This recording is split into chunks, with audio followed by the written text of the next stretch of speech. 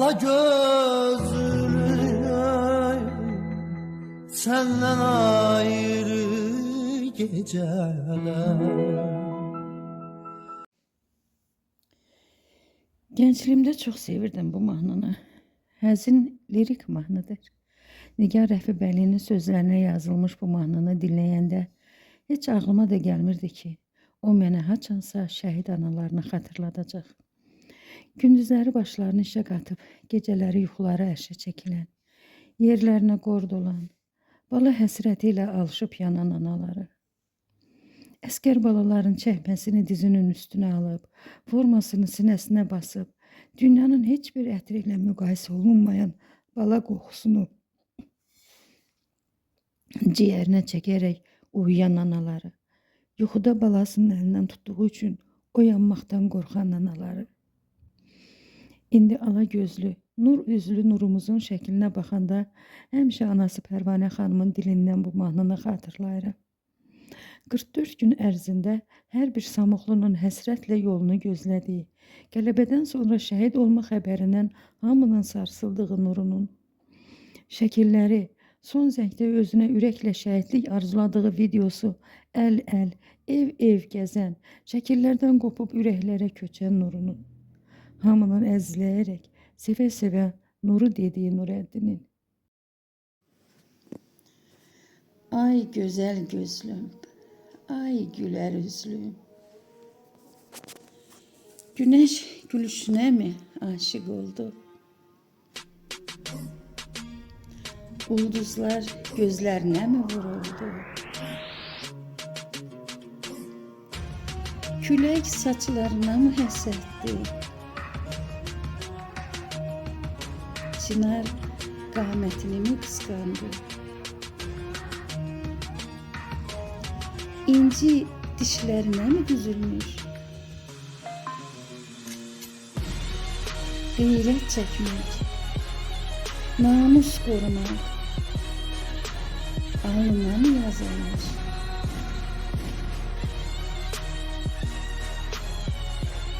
Göylər mələksiz mi qalmışdı? Cənnət çiçəksiz mi qalmışdı? Torpaq qoxun üçün mü darıxmışdı? Vətən şəhidsiz mi qalmışdı? Bu sözləri 5 il əvvəl qızım Nərmin müəllim Nuriyə etmişdi. Sonra isə bu mahnının sözlərinə daha bir şəhid şərik oldu. Daha bir ala göz. Antiterror əməliyyatının şəhidi Həsən Həsən. Həsən Peyğəmbərimizin böyük nəvəsinin, imamlarımızdan birinin adıdır.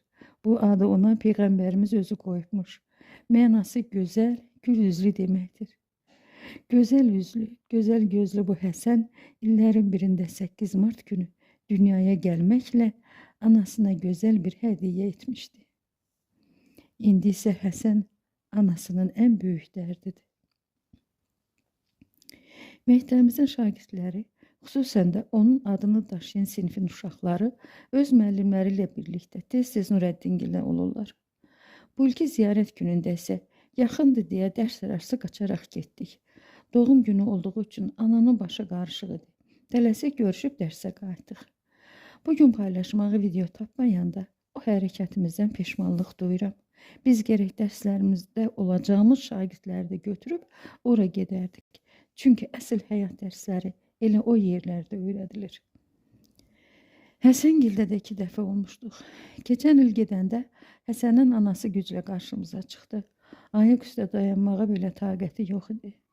Mən onun bu halında çəkdiyim şəklin altından ayaq üstə ölmüş ana portreti sözlərini yazmışdım. Bu il daha bir il keçməsinə baxmayaraq durum eyni idi. Üstəlik də ananın xətrinə dəyib onu biraz da sarsıtmışdılar. Mən buradan bütün insanları bu analara qarşı diqqətli olmağa çağırıram. Axı onlar hazırki cəmiyyətimizin ən kövrək üzvləridirlər. Hətta uşaqlardan da kövrək. Haradaydı deyir. Yenə deyir torpağıma günəş doğdu. Qəbrim üstə gəlmiş səmayana. Yine torpağıma yağışlar yağdı. Yoksa ağlayırsam ayağına. Hepimden böyle bir şeydi. Onlar her şeyi görürler. Onlar her şeyi duyurlar. Sen özünü bu kadar üzme yine. Sen üzüldükçe o da üzülür. Bak sen bu cür oğul verirsen torpağa. Bu cür oğul verirsen vətənə. Bak bu arıqçılı canından o cür oğul böyüdürsən. Sen qəhrəman anasan. Oğul üzdü. Sen qəhrəman anasan. Sen o cür qəhrəmanın anasısan. Sənə bu kadar düşmən yaraşmaz, özünü düz saxla. Heç kimin qarşısında, nə direktorlar, nə rəhbərlərin. Hamısından üstün bir qadınsan sən. Kiminsə bir səhv hərəkətinlə bu kadar düşmə. Onu da diyeyim ki bu şehit analarıyla tanış olandan sonra Neyləyim mahnısının yalnız ünvanı değil, sözler de değişti benim için. Balaların gözü yaşla dolandı. Bacıların bakıp gemgin olanda.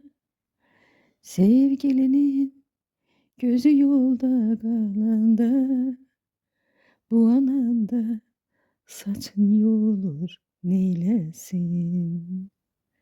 Sevgilinin gözü yolda kalanda. Bu ananda saçın yolur neylesin. Çiçeklerin gözü çekir intizar.